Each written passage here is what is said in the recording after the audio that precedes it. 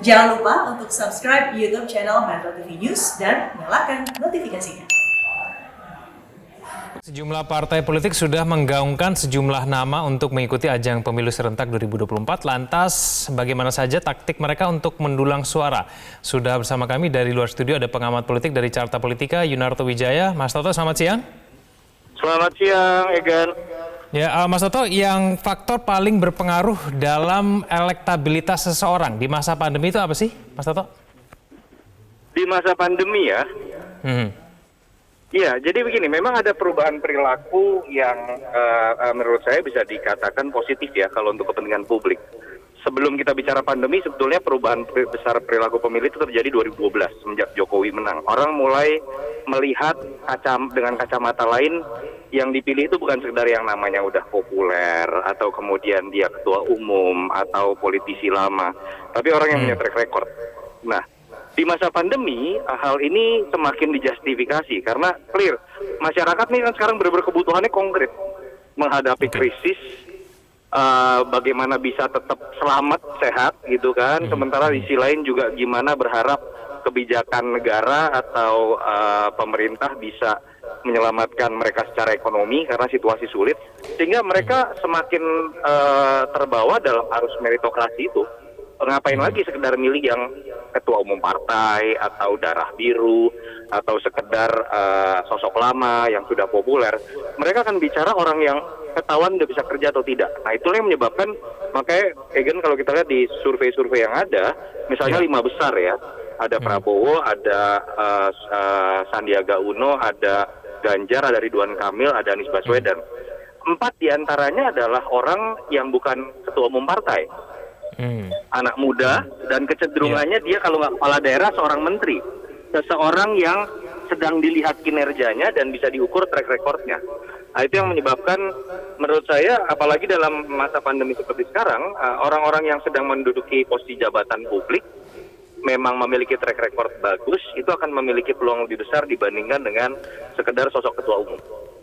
Baik, Mas Toto, tapi kira-kira berpengaruh tidak nih ketika jabatan publik itu akan berakhir jauh sebelum pemilihannya tahun 2024? Nah, ini memang yang menarik kan. Kemarin terkait dengan bagaimana undang-undang pilkada, penentuan kapan pilkada dilakukan, kan kemudian akhirnya bahasanya tidak hanya sebatas pada aturan atau secara tata negara aja. Orang menganggap kemudian, wah ini sih hitung-hitungan politik di Pilpres dan Pileg, terutama di Pilpres nih, karena seakan-akan menjegal kepala-kepala daerah yang katakanlah nanti akan nganggur nih. Misalnya Anies Baswedan kan akan nganggur 2 tahun sebelum kalau misalnya beneran akan nyapres. Atau Ganjar Pranowo dengan Ridwan Kamil kan akan nganggur juga setahun misalnya, karena mereka habis di 2023, sementara misalnya Pilpres 2024 misalnya kan, karena tidak akan megang jabatan lagi. Nah ini tapi apa pertanyaannya, mereka akan kartunya mati atau tidak? Saya pikir nama-nama ini kan nama-nama yang sudah cukup lama ya membangun sebuah investasi politik, sudah bekerja ada yang 2 periode menjadi gubernur misalnya, atau di luar menjadi kepala daerah pun Anies sudah menjadi tokoh pendidikan, pernah menjadi menteri. Kita tahu Ganjar juga politisi lama dan namanya bukan sekedar dikenal sebagai gubernur saja misalnya, tapi tokoh muda. Jadi saya sih melihat peluangnya tetap ada. Tantangan buat mereka sebenarnya bukan kepada bagaimana mempertahankan posisi politik dan popularitas pada masa ketika mereka nganggur, tapi akan dapat tiket atau tidak dari partainya. Itu yang kemudian kita lihat kan menjadi isu di 2 minggu terakhir ya, terutama setelah meledaknya isu Mbak Puan versus Ganjar Pranowo. Itu yang menurut saya lebih menjadi tantangan pada sosok-sosok seperti Anies, Ganjar, ataupun Ridwan Kamil, bahkan Sandiaga Uno sekalipun. Tapi namanya menurut Anda itu nama-namanya itu-itu aja ataukah memang sudah menggambarkan regenerasi belum sih, Mas Toto? Nah, memang sepertinya tidak bisa kita melihat kejutan sebesar apa yang terjadi pada pemilu 2014, 8 tahun lalu ya. Kalau dulu kan kita tahu tiba-tiba nama seorang Jokowi 2012 itu baru dari wali kota Solo lompat ke gubernur DKI, tiba-tiba disurvei menyelinap nama-nama capres yang kita tahu namanya sudah kita kenal lebih dulu, termasuk Pak Prabowo yang Sebelumnya di survei tidak ada yang bisa mengalahkan gitu kan. Nah kalau kita lihat sekarang situasi agak berbeda, tidak akan semengejutkan itu menurut saya. Kenapa? Karena sudah ada tahapan-tahapan yang kita lihat terlebih dahulu, bahwa ada orang-orang yang mulai bisa dikatakan menjadi sosok-sosok harapan baru nih. Apa sih? Ya tadi itu, anak-anak muda yang tiba-tiba menang menjadi gubernur, yang tiba-tiba kemudian menjadi menteri juga. Jadi saya lebih melihat kejutan tidak akan sebesar yang kita lihat pada masa Jokowi. Tetapi kejutan ini lebih akan kita lihat pada bagaimana partai bukan tidak mungkin akan mencalonkan sosok yang bukan ketua umumnya.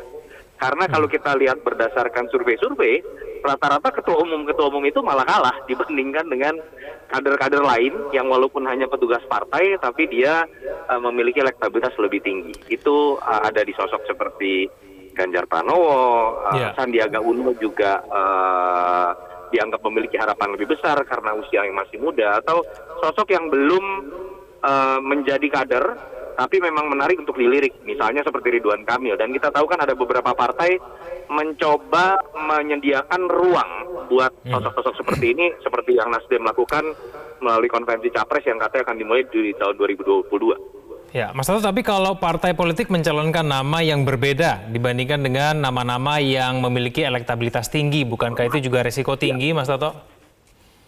Ya memang pada akhirnya partai harus belajar ya dari sejarah bagaimana faktor mesin politik, infrastruktur politik yang dimiliki oleh partai itu bukan faktor primer, dia hanya faktor sekunder. Faktor primernya, faktor utamanya tetap bagaimana brand image atau personal branding dari sosok capres, cawapres itu sendiri ya.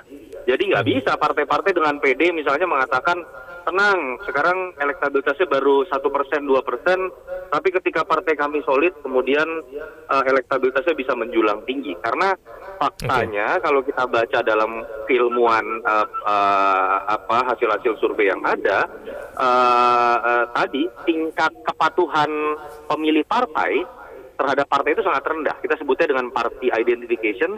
Party ID di Indonesia itu angkanya hanya belasan persen. Itu biasanya mencerminkan tingkat kepatuhan ketika ada partai mencalonkan seseorang, baik di pilkada ataupun pilpres, konstituennya akan nurut atau enggak nih. Nah, angkanya ini hanya belasan persen tingkat kepatuhannya. Bandingkan dengan misalnya di Amerika, partai ID-nya tuh 60%. Itu yang menyebabkan walaupun sosok seperti Trump sekalipun, itu akan tetap dipilih oleh Republikan misalnya, karena tingkat kepatuhan yang tinggi. Di Australia misalnya partai ID sampai 80%. Itu fakta yang saya juga sering berbicara di depan teman-teman partai, di pengurus DPP, pengurus DPD. Harusnya sih mereka menyadari, tetapi kita kan tahu juga ya, suara-suara dari para pengurus partai ini kan ketika sudah berhadapan dengan ambisi ketumnya, ketua umumnya, mereka nggak berani bicara terbuka bahwa ketumnya atau pendiri partainya itu elektabilitasnya rendah. Tapi pada akhirnya menurut saya partai karena orientasinya akan ingin berkuasa juga akan bersikap realistis. Sebagai contoh, Mas Toto, kalau kita sekarang bicara mengenai sistem pemilu ya, dengan RUU pemilu yang ditarik dari Prolegnas 2021, apakah sistem pemilu kita sebenarnya sudah cukup ideal, Mas Toto? Sebetulnya kalau kita bicara secara tata negara, memang kita kan sedang berusaha untuk menata kembali bagaimana kesesuaian antara hasil pemilu di nasional dengan di daerah. Apa yang ada sekarang itu belum ideal, karena kita tahu masih akan menghasilkan pemimpin-pemimpin yang berbeda partai, konstelasi koalisi dan lain-lain. Tetapi dari sisi efektivitas, saya termasuk yang sepakat memang seharusnya tahun politik itu kita buat dalam 1 tahun saja, kekisruhannya kita buat dalam 1 tahun saja, sehingga stabilitas politik itu betul-betul hanya diuji dalam 1 tahun, tidak terdiversifikasi di tiap tahun. Kita ada tahun pilkada serentak, ada tahun pilkada serentak lagi, lalu kemudian ada tahun pemilu. Kapan kita stabilnya gitu kan? Tapi memang secara teknis itu yang masih sering jadi masalah, kesiapan dari penyelenggara pemilu, kesiapan sumber daya manusia. Belum lagi ya, kita berharap sih tentu saja ya, persiapan kampanye nanti sudah tidak lagi dihantui oleh permasalahan COVID, yang itu akan menjadi problem tersendiri. Tapi secara konseptual menurut saya pemilu serentak memang lebih baik, walaupun secara teknis akan menimbulkan lebih banyak masalah. Baik, Mas Toto, terima kasih telah bergabung bersama kami di Metro Siang. Selamat siang, Mas Toto. Terima kasih, sama-sama, Igan.